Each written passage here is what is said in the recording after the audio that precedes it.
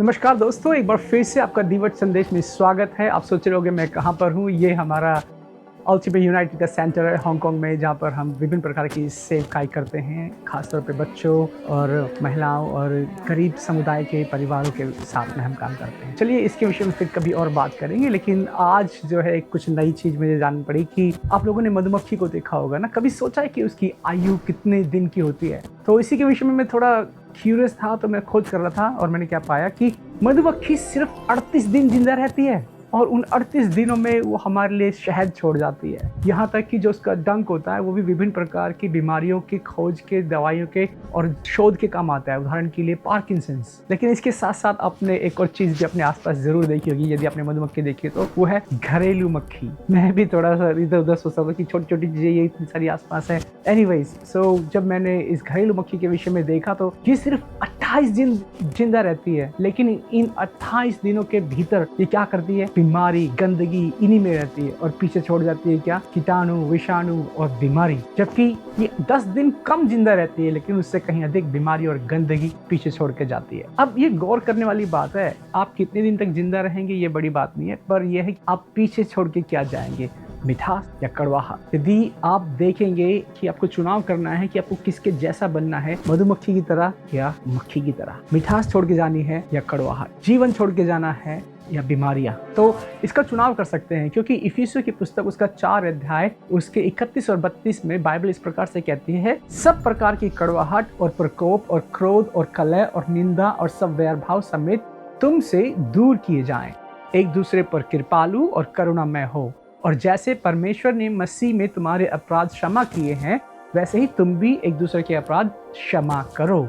इसमें वचन कहता है कि हमें एक दूसरे के प्रति कृपालु रहना है। अक्सर जो लोग कलीसिया में जाते हैं उनको जो ठेस पहुंचती है वो भी कलीसिया से पहुंचती है। तो यदि आप अपने आप को विश्वासी कहते हैं तो अपने विश्वास को चेक करो और आप जरा देखो अपने जीवन को परख कर कि वो कैसे जी रहे हैं। आप मधुमक्खी के समान या मक्खी के समान आपके जीवन में कड़वाहट है या मिठास है, इसकी जो छानबीन जांच पड़ताल करके देखिए। आप देखिए कि जब आप इन दोनों तस्वीरों में से किसके समान आप दिखते हैं। आपके अंदर एक शांति है, आनंद है, प्रभु का प्यार है, या क्रोध है, कड़वाहट है, जलजलाहट है। वचन क्या कहता है? मत्ती उसके 5 अध्याय उसके 9 और 10 में, धन्य है वे जो मेल कराने वाले हैं, क्योंकि वे परमेश्वर के पुत्र और पुत्री कहलाएंगे। धन्य है वे जो धार्मिकता के कारण सताए जाते हैं, क्योंकि स्वर्ग का राज्य उन्हीं का है। आमीन। तो आप मेल कराने वाले हैं, आप एक दूसरे के बीच में शांति लाने वाले हैं, या वैर भाव या झगड़ा उत्पन्न करवाने वाले हैं।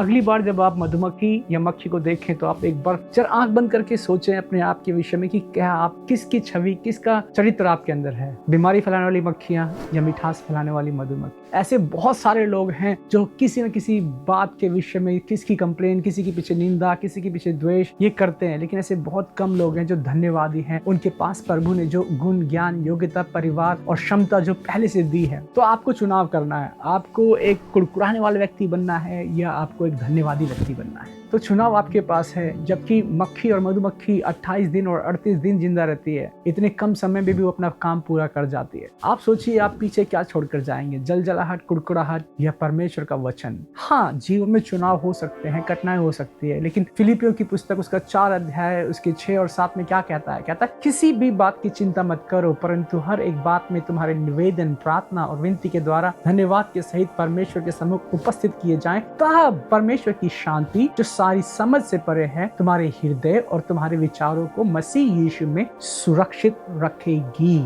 और यही 2 चीजें हैं जो हमें मसीह यीशु में सुरक्षित रख सकती हैं। चिंता कर कर हम अपनी घड़ी नहीं बढ़ा सकते, अपना जीवन नहीं बढ़ा सकते, अपने जीवन में कुछ बदल नहीं सकते, परंतु प्रार्थना करके हम हियाव बांध सकते हैं, हम अपने विश्वास को बढ़ा सकते हैं और आशा की ओर प्रवेश कर सकते हैं। यीशु मसीह ने अपने वचन में क्या कहा? मत्ती उसके 14:27 में कहता है, तब यीशु ने तुरंत उनसे बातें की और कहा, ढाढ़स बांधो, मैं हूँ यहाँ आपके लिए, डरो मत। तो मैं आप लोगों को उत्साहित करना चाहूंगा, दीवट संदेश के सुनने वाले दर्शकों, परमेश्वर हमारे साथ है। वो हमारी परिस्थितियों को जानता है और हमें प्रभु में हियाव बांधना है। और हमें कड़वाहट में नहीं परंतु परमेश्वर के सामर्थ, वचन, अनुग्रह, दया और आशा में जीवन को जीना है। यदि आज आपके जीवन में कड़वाहट है तो हम प्रार्थना करते हैं साथ में मिलकर आपके लिए और मेरे लिए कि प्रभु मेरे जीवन से इस कड़वाहट को निकाले, बुराई को निकाले, द्वेष को निकाले और अपनी मिठास, अपनी करुणा, अपना प्रेम, अपना अनुग्रह से भरे। परमेश्वर आपका वचन मेरे जीवन में बढ़ने पाए। परमेश्वर मुझे आपके वचन में मन लगाने के लिए सामर्थ्य है। आपका वचन मेरे जीवन में उगने और बहुत ऐसे फल लाने पाए। परमेश्वर मेरे चिड़चिड़ाहट को, मेरी झुंझलाहट को, मेरी कड़वाहट को आप दूर करें। प्रभु यीशु मसीह आपके समर्थी नाम से इस प्रार्थना को करते हैं, जैसे सुने और ग्रहण करें। आमीन।